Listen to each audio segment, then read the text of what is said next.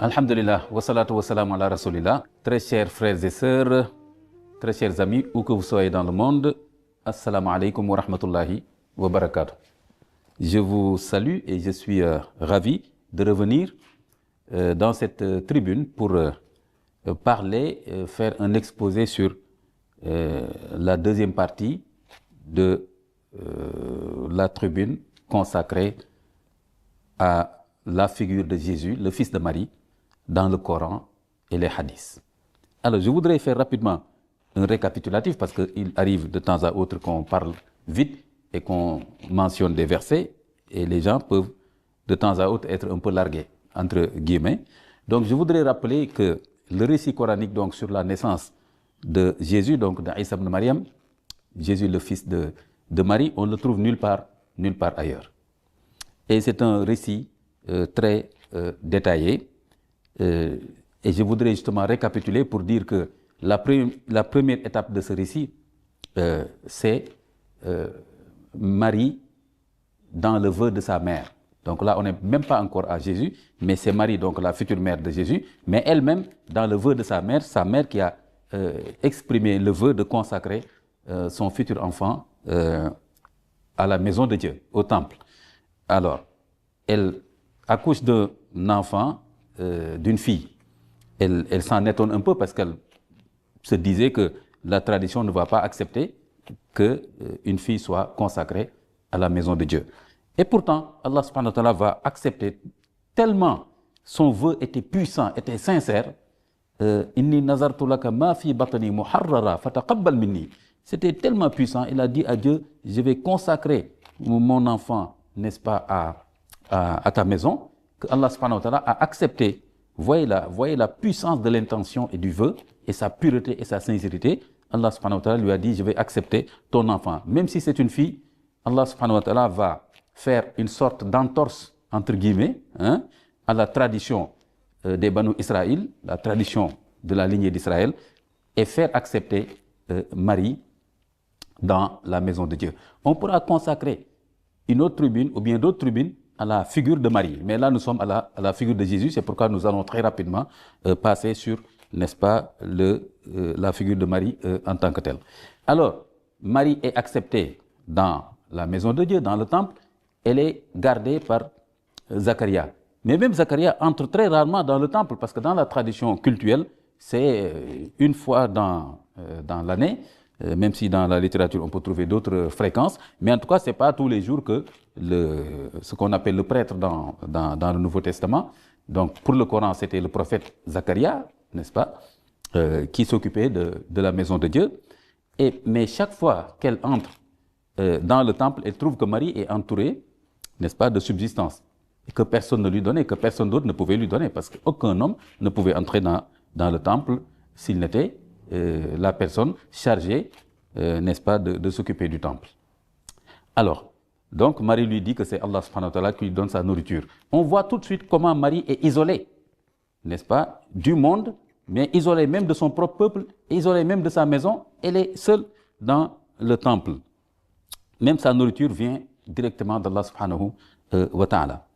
Et alors, Zacharia s'inspire de cette assurance, de cette foi et de cette confiance de Mariam en Allah subhanahu wa ta'ala, qui lui a répondu, quand il a posé la question sur la provenance de la nourriture, Mariam lui a répondu que c'est Allah subhanahu wa ta'ala qui lui accordait cette subsistance et que Allah accorde, n'est-ce pas, ce qu'il veut, n'est-ce pas, sans compter. Alors cela a revigoré Zacharia qui avait demandé à plusieurs reprises à Allah subhanahu wa ta'ala de lui accorder un fils pour être l'héritier, celui qui va s'occuper du temple après sa disparition. Et alors, se basant, étant inspiré par cette confiance en Dieu dont Mariam alayhi salam a fait montre, Zacharia renouvelle son invocation et les anges le trouvent dans le Saint des Saints, Al-Mihrab. Le Coran l'appelle le Mihrab, n'est-ce pas? Après avoir fait sa prière, les anges lui font une double annonce. L'annonce de la naissance prochaine d'un fils qui va s'appeler Yahya, c'est Jean, mais en même temps, la venue de quelqu'un qui est appelé à cette étape Kalimatum Minallah, une parole venant de Dieu qui n'est autre que Isa ibn Maryam, comme vont l'expliciter d'autres versets du Coran. Alors, il y a ce principe de base qu'il ne faut jamais oublier dans l'exégèse du Coran. Al-Qur'an yufassiru al-Qur'an. Le Coran explique le Coran. Donc, on verra par la suite, et je l'ai déjà dit dans la première partie, que ce kalima min Allah, cette parole venant de Dieu, maintenant, elle va avoir un nom. Ce n'est rien d'autre que Al-Masih Isa ibn Maryam, le Messie, Jésus, fils de Marie, qui va être annoncé par les anges qui sont venus la deuxième fois. Après être venus une première fois, annoncer à Marie qu'elle était choisie et bénie de Dieu d'entre toutes les femmes du monde, qui lui avait, ces mêmes anges, recommandé de persévérer dans la pureté, dans le culte, etc., etc. Un groupe d'anges revient pour une deuxième visite pour dire à Mariam que Allah subhanahu wa ta'ala maintenant lui annonce la naissance de Al-Masih, le Messie Isa ibn Maryam. Donc, cette kalima-là revient encore dans ce verset. Donc, quand on le recoupe avec la kalima, Musaddiqan bi kalimata min Allah, dans l'annonce faite à Zacharia, on se rend compte sans aucun doute que cette kalima-là, ce n'est rien d'autre que, n'est-ce pas, la personne, n'est-ce pas, d'Isa ibn Maryam alayhi salatu wa salam. Parole que l'ange va porter et qu'elle va transférer, n'est-ce pas, à Maryam.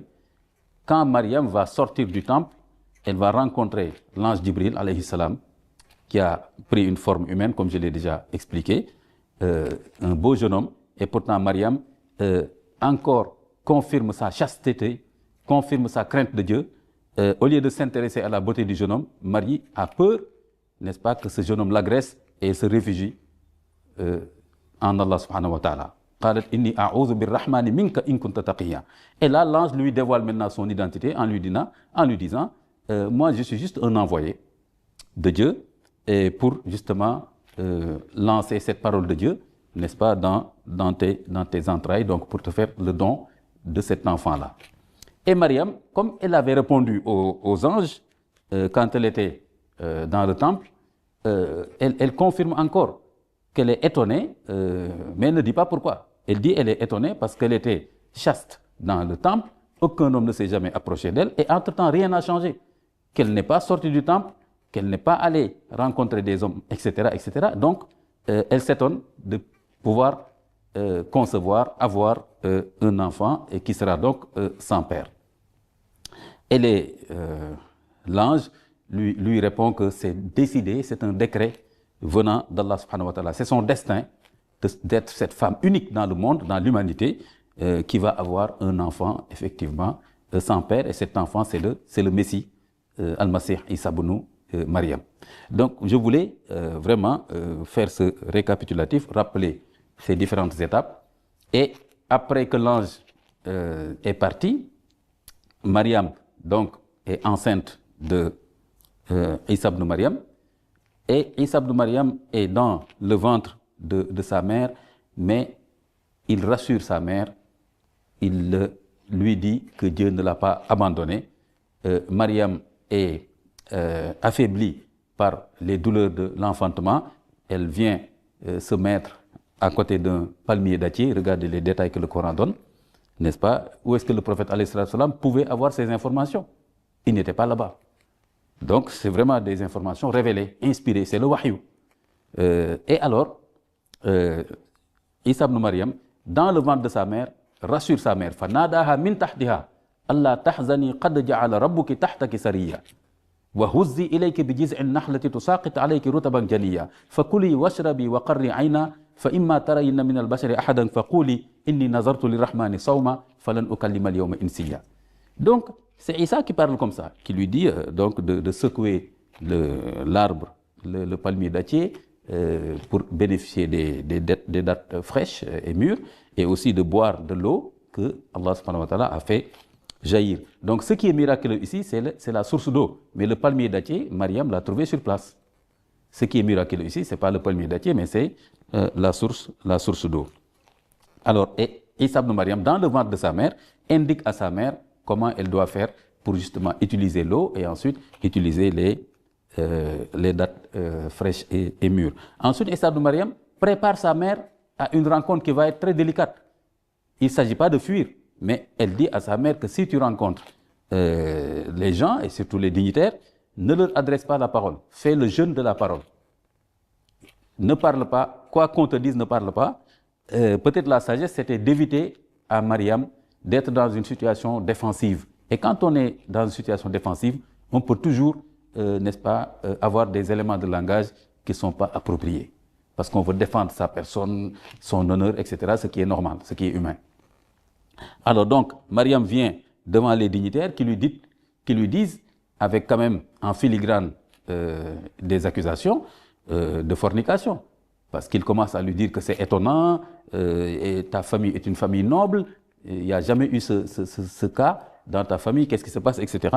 Et Mariam, n'est-ce pas, reste dans le respect de la prescription venant de son fils, et elle désigne le berceau.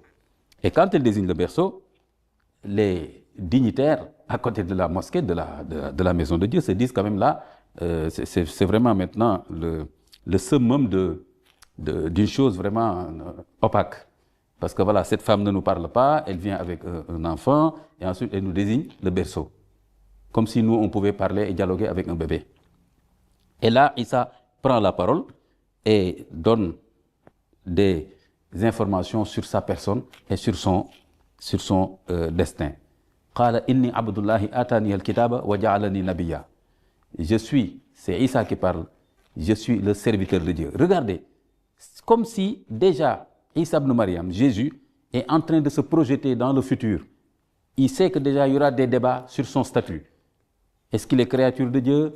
Est-ce qu'il est fils de Dieu? Est-ce qu'il est quoi? Et déjà, il donne son vrai statut. Inni Abdullah, je suis le serviteur de Dieu. Vous voyez, la position du Coran est très claire. De ce point de vue-là, on verra que ce ne sera pas la position du christianisme qui en fait un fils de Dieu engendré, non créé. Vous voyez, c'est une différence, comme je l'ai dit, c'est une différence théologique irréductible entre le Coran et, n'est-ce pas, la position chrétienne. On verra que la position des rabbins du judaïsme est différente parce que de toute façon, le judaïsme ne reconnaît pas la naissance miraculeuse de Jésus, ne reconnaît pas que Jésus est le Messie. Et dans le Talmud, pas dans la Bible hébraïque en tant que telle, mais dans le Talmud même, il y a des propos pas du tout élogieux en direction de Jésus. En même temps aussi, il y a des propos calomnieux, de calomnie contre Marie, genre Marie a eu un enfant par la fornication. Voilà ce que je voulais récapituler. Donc, Issa ibn Maryam prend la parole et il dit ce qu'il est. Inni Abdullahi atani al-kitab. Je suis un serviteur de Dieu. Il m'a donné l'écriture. Donc, Issa ibn Maryam connaissait l'écriture mère, ce qu'on dit, l'écriture de base. Comme le disent certains exégètes, il connaissait le Coran, il connaissait la Taurat, n'est-ce pas, et il va recevoir l'évangile. Atani al-kitaba wa ja'alani nabiyya. Il a fait de moi un envoyé, un nabi. Wa ja'alani mubarakan aynama kuntu. Il m'a béni où que je sois. Ah oui, Issa ibn Maryam avait cette distinction, n'est-ce pas, privilégiée. Wa awsani bis salati wa zakati ma dumtu hayya. Allah, c'est extrêmement important. Dieu m'a commandé, m'a ordonné d'accomplir la prière, la salat et la zakat. Que les gens vont s'étonner en disant, mais salat et zakat, c'est pour l'islam. Eh bien non, effectivement. Ou bien oui, parce que tout simplement, l'islam, c'est la religion que Allah subhanahu wa ta'ala a agréée pour toute l'humanité depuis Adam, n'est-ce pas, jusqu'à Mohammed alayhi salatu wa salam. Donc la salat, la prière, n'est-ce pas, et la zakat ont été des prescriptions constantes, n'est-ce pas, au niveau des prophètes. Tous les prophètes avaient une forme de salat et une forme de charité qu'on appelle zakat. Et Issa ibn Maryam, pour montrer encore qu'il est serviteur de Dieu, parce que si on est Dieu, on prescrit. Si on n'est pas Dieu, on obéit à une prescription de Dieu. Et Issa ibn Maryam dit, Awsani bis salati wa zakat. Dieu m'a prescrit, m'a commandé d'accomplir la prière et le jeûne. Donc on ne peut pas dire qu'il est Dieu. Ça, c'est du point de vue coranique. Bien sûr que maintenant, le point de vue chrétien est différent. Alors, donc, Awsani bis salati wa zakati ma dumtu hayya, tant que je serai en vie, ça montre déjà qu'un jour il va mourir. Walam yaj'alni jabbaran shaqiyya. Wa barran bi walidati walam yaj'alni jabbaran shaqiyya. Et il m'a demandé, c'est toujours Jésus qui parle au berceau, Dieu m'a commandé, m'a prescrit m'a ordonné d'être bon avec ma mère. Vous voyez, Jésus, il est bébé et déjà il montre aux gens qu'il n'a pas de père. Pourquoi il n'a pas dit que Dieu m'a demandé d'être bon pour mon père et ma mère? C'est ça que le Coran dit. Dans les autres versets, le Coran dit toujours il faut être bon pour son père et pour sa mère. Et là, Jésus parle que de sa mère. Donc il sait déjà qu'il n'a qu'une mère. Wa barram bi walidati. Hein? Alors, c'est extrêmement aussi important. Alors, walam yaj'alni jabbaran shaqiyya, il n'a pas fait de moi quelqu'un d'arrogant. Jésus était très, très humble, très modeste. Voilà. Donc il n'était pas du tout, c'est tout à fait le contraire, arrogant, violent, agressif, du tout, du tout. Shaqiyya aussi. Shaqiyyan, c'est quelqu'un de malheureux dans le sens où quelqu'un qui est égaré, qui est abandonné par Dieu. Ce n'est pas le cas du tout de Isa ibn Maryam, alayhi salatu wassalam. Alors, regardez, ça donne un peu le destin ça donne en même temps, vous voyez, Jésus dit qui il est, ce que Dieu a fait pour lui, son statut, n'est-ce pas? Et en même temps, dans son message, il invite les Banu Israël à qui il est envoyé spécifiquement, n'est-ce pas? Wa rasulan ila Bani Israël. Il est un messager envoyé aux fils d'Israël. Isa ibn Maryam ne fait pas partie de Banu Israël parce qu'il n'a pas de père dans la lignée d'Israël, même s'il a une mère là-bas. Mais il est envoyé au Banu Israël. Isa ibn Maryam ne dit jamais Ya qawmi comme les autres prophètes, ô mon peuple. Il n'est pas du peuple d'Israël parce qu'il n'a pas de père là-bas. Alors, donc, Isa ibn Maryam, il est envoyé aux fils d'Israël, au peuple d'Israël, et il les invite à adorer Allah subhanahu wa ta'ala, lui seul, sans lui donner aucun partenaire, sans commettre le péché d'idolâtrie, le péché de shirk. Inna Allah rabbi wa rabbukum fa'buduh, hadha siratum mustaqim. Il leur dit, certes, Dieu, donc Allah, est mon maître, mon Seigneur est le vôtre. C'est clair. Inna Allah rabbi wa rabbukum fa'buduh. Adorez-le. Adorez-le comme moi. Il m'a prescrit, n'est-ce pas, de la prière, la zakat, etc. Vous aussi, adorez-le. Haza siratum mustaqim, tel est le droit chemin, la voie droite. Donc la voie droite, c'est quoi? C'est le tawhid. C'est quoi? C'est d'obéir au commandement de Dieu. Voilà le testament, voilà le message essentiel, immuable, que Isa ibn Maryam a adressé aux fils d'Israël. Dieu est seul et unique. Ne lui donnez aucun associé et obéissez à ses commandements. Alors, voilà ce que je voulais rappeler de ce point de vue-là.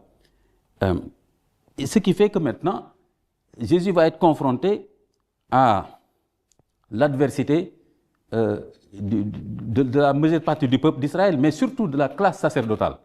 Donc là, ça m'arrive à cette question-là, j'en arrive à cette question. Pourquoi, n'est-ce pas, qu'est-ce que le Coran nous enseigne sur la tentative d'assassinat de Isa ibn Maryam? Vous allez me dire, mais imam, il faut dire le meurtre de Isa ibn Maryam. Eh bien non. Et on y reviendra dans une autre tribune, Inch'Allah ta'ala. Le Coran réfute la crucifixion et la mort d'Isa ibn Maryam sur terre. Donc je ne vais pas dire le meurtre d'Isa, je vais dire la tentative. Par contre, le Coran nous explique, nous dit qu'il y a eu tentative d'assassinat. Ça, c'est vrai. Mais il n'y a pas eu assassinat. Attention à la nuance. Il n'y a pas eu assassinat, il y a eu tentative d'assassinat. Mais pour le christianisme, il y a eu assassinat, il y a eu crucifixion. Alors, ce qui fait que, comment expliquer cette tentative d'assassinat? Qu'est-ce que Jésus a fait de mal? Eh bien, il n'a pas fait de mal, à part qu'il a dérangé certaines choses que je vais résumer sur ces différents points-là. La première chose, c'est que les rabbins, la classe sacerdotale, n'est-ce pas, qui étaient là-bas dans le temple et qui contrôlaient le discours religieux, n'est-ce pas, les interprétations de la Torah, les prescriptions, etc., au niveau du peuple, et que les gens vénéraient, on leur donnait du respect, beaucoup plus même qu'ils n'en méritaient, parce que certains d'entre eux étaient complètement dans autre chose, dans l'ostentation, dans des choses déviantes, etc. Mais le peuple ne voyait que ces gens-là comme chefs spirituels. Alors quand Isa ibn Maryam arrive, eh bien, il va bouleverser un peu, n'est-ce pas, cet ordre établi, Parce qu'il va dire que c'est moi l'interprète parfait de la Torah, pas ces gens-là que vous suivez avant moi. Alors ça, vous voyez, ça ne peut pas ne pas déranger la classe sacerdotale. Et effectivement, le Coran le dit. Je vais vous citer le verset. Je vais vous citer le verset où Isa ibn Maryam, effectivement, va dire au peuple que c'est moi le vrai interprète, l'interprète parfait. Donc pas ces gens-là que vous considérez comme des maîtres religieux. ومصدقا لما بين يدي من التوراة ولأحل لكم بعد الذي حرم عليكم وجئتكم بآية من ربكم فاتقوا الله وأطيعون. Donc Isa ibn Maryam leur dit, je suis venu avec, n'est-ce pas, cette double capacité, ce double statut.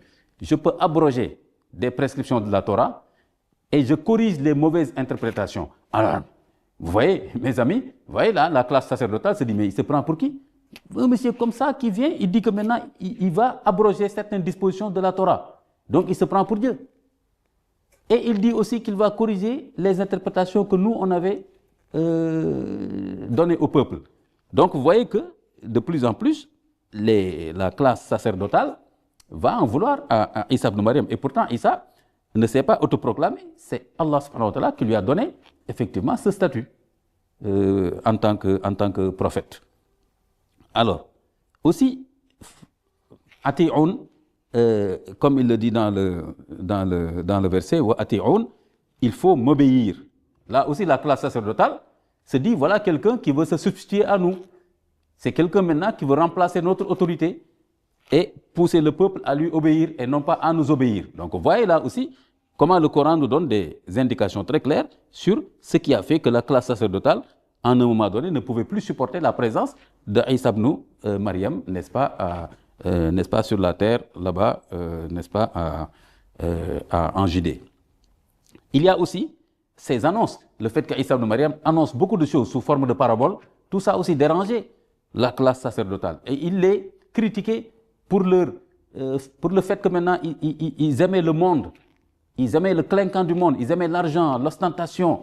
Donc, si vous allez justement dans les évangiles, vous trouverez beaucoup de références où Jésus critique la classe sacerdotale en leur disant que maintenant vous avez choisi le monde, même la maison de Dieu, vous y faites n'importe quoi, etc., etc. Donc tout ça a fait que la classe sacerdotale en a voulu à Isa ibn Maryam. Donc Isa ibn Maryam n'avait pas de problème avec l'autorité romaine de son temps, mais avec l'autorité juive, n'est-ce pas, de son temps. Et aussi il fait des miracles qui déroutent tellement les gens que la classe sacerdotale va se dire que ce monsieur-là, c'est beaucoup plus un sorcier qu'autre chose. Alors que pourtant, c'est un prophète, c'est aussi le Messie et il a des miracles spécifiques par rapport à son statut de Messie. J'ai cité quelques versets, n'est-ce pas? Je le rappelle. Il redonne vie à un mort.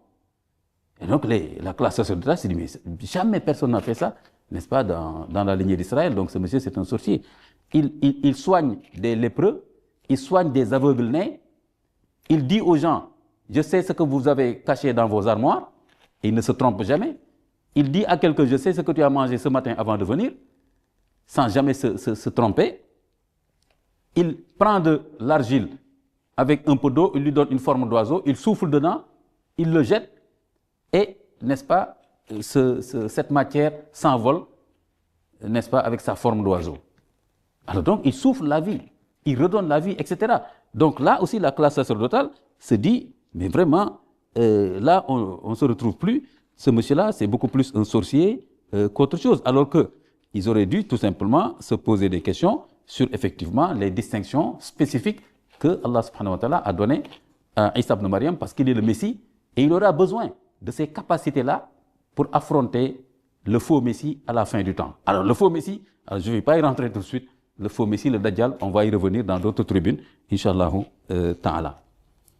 Alors, voilà pourquoi je voulais m'arrêter quand même sur cet aspect des choses et expliquer effectivement pourquoi il y a eu tentative d'assassinat. C'est donc la classe sacerdotale juive qui a voulu livrer Isa ibn Maryam, n'est-ce pas, aux autorités romaines. Donc c'était un problème interne au peuple d'Israël. Ce n'était pas un problème entre Jésus et la classe et l'autorité romaine.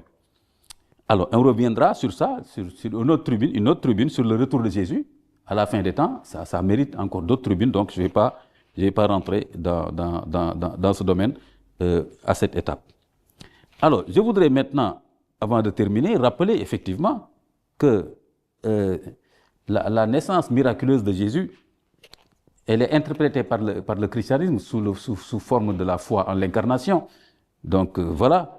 Donc Jésus est le Fils de Dieu engendré, non créé. Vous voyez là, c'est quand même une différence bien sûr irréductible avec l'islam et le christianisme, parce que dans le christianisme aussi, il n'est pas question de Trinité, il n'est pas question de Fils de Dieu, il y a un Dieu unique, indivisible, etc., transcendant, etc., etc.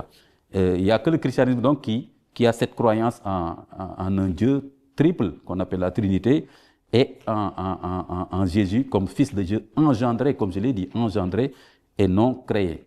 Et c'est à cela que le Coran répond aussi dans Sourate Al-Ikhlas, Qul huwa Allahu ahad, Allahu samad, lam yalid, wa lam yulad, wa lam yakul lahu kufuwan ahad. C'est une réponse au fait que Dieu n'a pas engendré et n'a pas été engendré. C'est une réponse à cette croyance chrétienne aussi quelque part. Alors, donc, la naissance sans père de Jésus a posé beaucoup de problèmes, même pour les exégètes aussi, ce qu'on appelle les mufassiroun, les commentateurs du Coran.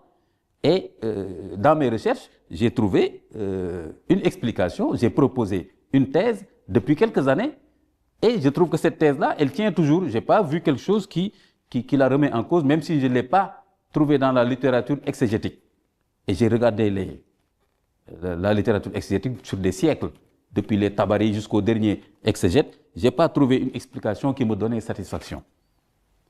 N'est-ce pas, en dehors de toute fausse modestie. Alors, les deux grandes explications qu'on trouve dans les tafsirs, dans les commentaires du Coran sur la naissance de Jésus sans père, c'est quoi? C'est d'abord la manifestation de la toute-puissance de Dieu. Qudratullah. N'est-ce pas? Et la deuxième, c'est les différentes modalités qui montrent cette manifestation. Je m'explique. Dieu est tout-puissant et donc il peut contourner les lois ordinaires, les lois auxquelles nous sommes habitués d'expérience humaine. Donc, il a créé Adam sans père ni mère, il a créé Hawa, Ève, de Adam, n'est-ce pas? Et il a créé Jésus, qui n'a pas de père mais qui a une mère, ce que j'appelle les trois modalités.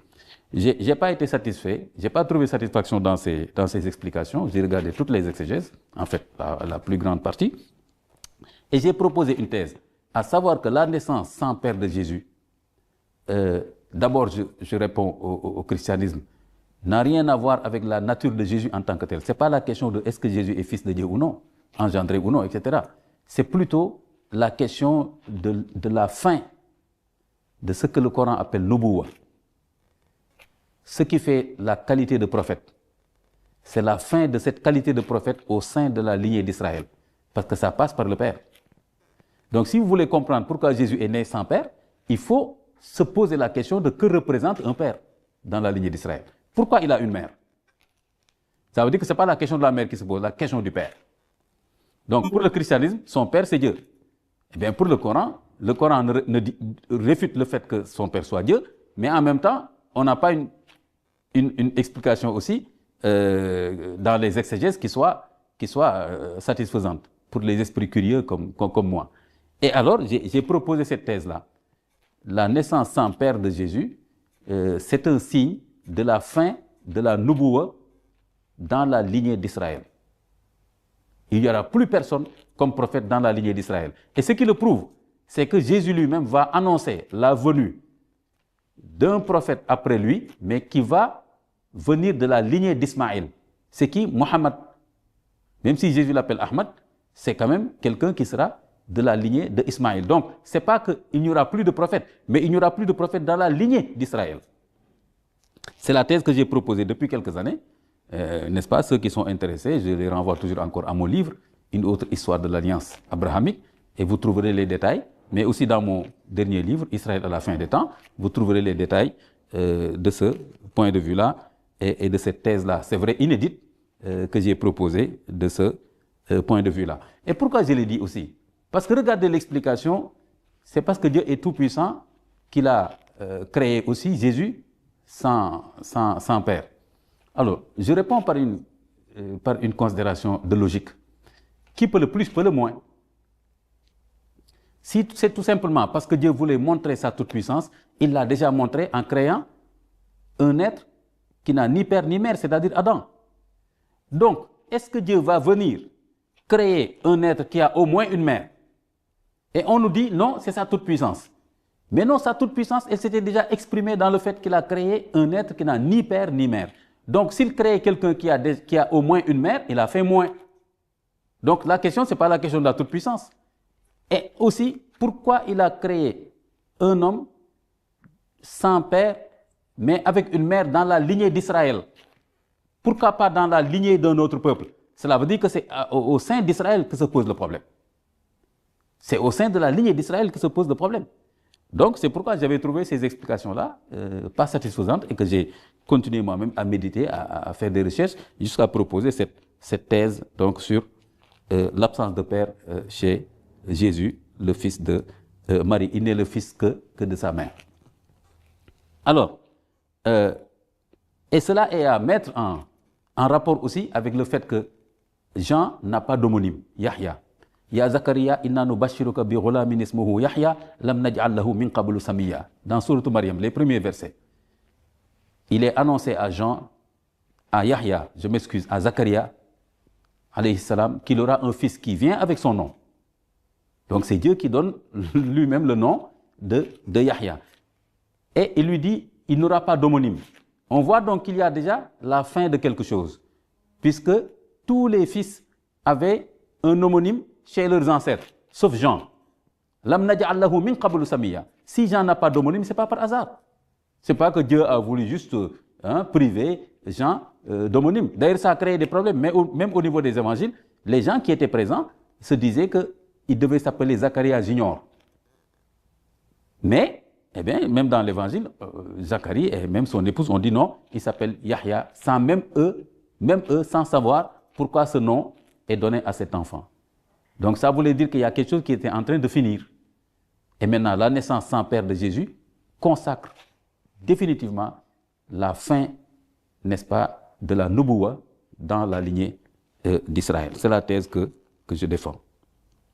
Alors, Isa ibn Maryam va annoncer aussi, ça ne va pas plaire au peuple juif.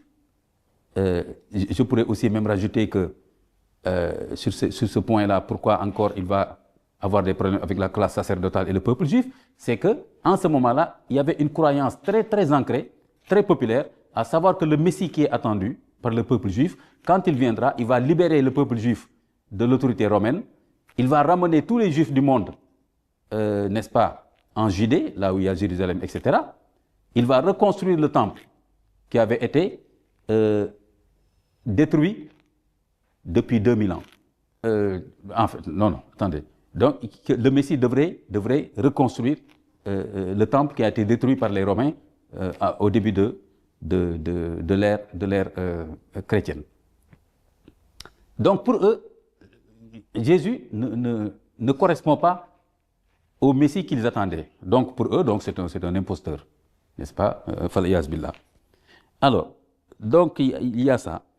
Et Isa ibn Maryam va faire des annonces aussi qui vont pas plaire au Banu Israël. Et ce n'est pas par hasard qu'il leur fait en premier cette annonce-là, à savoir qu'il y aura un prophète qui viendra après moi. Et ce prophète, il s'appelle Ahmad. Et après, ils vont se rendre compte que ce prophète ne fera pas partie de la lignée d'Israël. وَإِذْ قَالَ عِيسَى ابْنُ مَرْيَمَ يَا بَنِي إِسْرَائِيلَ إِنِّي رَسُولُ اللَّهِ إِلَيْكُمْ مُصَدِّقًا لِمَا بَيْنَ يَدَيَّ مِنَ التَّوْرَاةِ وَمُبَشِّرًا بِرَسُولٍ يَأْتِي مِنْ بَعْدِي اسْمُهُ أحمد. N'est-ce pas? Le verset 6 de la sourate 61. Alors, sourate Saf. Alors, le Isa ibn Maryam dit au Banu Israël que je viens confirmer la Taurat, même si je corrige les fausses interprétations, même si j'abroge certaines prescriptions, je viens quand même confirmer l'essence de la Taurat comme étant la parole de Dieu. Mais en même temps, j'ai une autre mission, c'est je vous annonce la venue d'un prophète après moi qui s'appelle Ahmad. Ahmad, ce n'est pas le sujet. ce n'est rien d'autre qu'un surnom de Mohammed. Ahmad, ça veut dire le plus loué. Donc ce n'est rien d'autre qu'un surnom de Mohammed alayhi salatu wassalam. Mais c'est un autre sujet qu'on pourrait traiter dans une autre tribune. Donc ces annonces-là aussi ne plaisent pas à la classe sacerdotale. Parce que, je vous le dis, quand on regarde ce que le Coran a dit sur les motivations des rabbins à Médine pour rejeter Mohammed sallallahu alayhi wa sallam comme prophète et rejeter le Coran en même temps, n'est-ce pas, c'est lié. C'est tout simplement, même s'ils ont fait beaucoup de choses dilatoires, des attitudes et des propos dilatoires, le Coran dit, le vrai problème, c'est que Mohammed sallallahu alayhi wa sallam n'appartient pas à la lignée d'Israël. C'est la seule raison qui a fait qu'ils l'ont refusé. Mais ce n'est pas qu'il n'est pas un prophète, ce n'est pas que le Coran n'est pas la parole de Dieu. Mais ça aussi, c'est un autre sujet. Et effectivement, cette annonce d'Isa ibn Maryam, je vais terminer avec cela, cette annonce d'Isa ibn Maryam, eh bien, elle vient confirmer une annonce qui l'a précédée, on peut dire, de 2000 ans. Parce qu'entre Abraham et Isa ibn Maryam, entre Abraham et Jésus, on peut dire à peu près, selon les datations les plus plausibles, il y a 2000 ans. On va me dire, mais Imam, il y a 2000 ans, c'était quoi cette annonce? Effectivement, allez voir maintenant le verset 129 de la sourate 2, sourate al-Baqarah. Il y a 2000 ans, Ibrahim avait fait une invocation et demandé à Allah subhanahu wa ta'ala de lui accorder dans sa descendance, et la descendance qui passe par Ismaïl, parce qu'il était avec Ismaïl à la Mecque, quand il faisait cette invocation, de lui accorder un prophète, n'est-ce pas, dans sa lignée. Donc dans la lignée qui passe par Ismaïl. Rabbana wab'ath fihim rasulan minhum yatlu alayhim ayatika wa yu'allimuhum al-kitaba wal hikma wa yuzakkihim innaka antal azizul hakim. Donc cette invocation de Ibrahim qui demande à Dieu de faire passer par la lignée d'Ismaïl un prophète sans savoir à quel moment, ça il le laisse à Dieu, un prophète, un messager qui va lire les versets de Dieu, donc le Coran est déjà annoncé en filigrane, n'est-ce pas, qui va expliquer le livre de Dieu, vous voyez, et qui va éduquer les gens à la croyance vraie en un Dieu unique, etc., et dans les bons comportements et dans les vertus. Donc, l'annonce d'Isa ibn Maryam, de ce Ahmad-là, n'est-ce pas, tous les exégètes du Coran sont unanimes pour dire que ce n'est rien d'autre que la confirmation de cette invocation de Abraham 2000 ans avant. Et effectivement, maintenant, je termine avec ce hadith, n'est-ce pas, venant du prophète lui-même, alayhi salatu wassalam, n'est-ce pas, quand un des compagnons lui a dit on voudrait en savoir maintenant sur toi. On voudrait en savoir sur toi. Et le prophète dit c'est Ubada ibn Sammat ibn Samit radiallahu anhu qui a dit au prophète Ya Rasulallah, akhbirna an nafsik. Et Ibada a dit au prophète, dis-nous qui tu es. On est tout le temps avec toi, mais souvent on se le dit entre nous, c'est qui cette personne? Moi, aujourd'hui j'ai pris mon courage entre mes mains, excuse-moi, dis-nous, quelle est ton identité, qui tu es? Alors le prophète sallallahu alayhi wa sallam lui a répondu, Qala Rasulullah sallallahu alayhi wa sallam, Naam, oui, je peux vous dire qui je suis. Ana da'watu abi Ibrahim. Je suis la personne qui incarne l'invocation de mon grand-père Abraham. Parce que l'arabe, il peut dire père pour grand-père. Mais ici, il a dit Abi Ibrahim, mais c'est son grand-père Abraham. Il dit, tu es curieux, tu veux savoir qui je suis? Je suis la personne qui incarne l'invocation de mon grand-père Abraham. Il y a 2000 ans. Et ce n'est pas fini. Il dit, Wa kana akhiru man bashara bi Isa ibn Maryam, alayhi salatu wa salam. Le prophète rajoute, et le dernier prophète qui a annoncé ma venue, c'est Isa ibn Maryam. Vous voyez? Donc j'ai cette double qualité. Je suis la personne qui incarne l'invocation de mon grand-père Abraham. Je suis aussi la personne que Isa ibn Maryam a annoncé. Allahu Akbar. Vous voyez? Voilà. Donc c'est ce que je voulais vous dire pour cette deuxième partie. Donc sur la tribune, la figure de Jésus, le fils de Marie dans le Coran et dans les hadiths. Je vous donne rendez-vous pour une autre tribune. Wassalamu alaikum wa rahmatullahi wa barakatuh.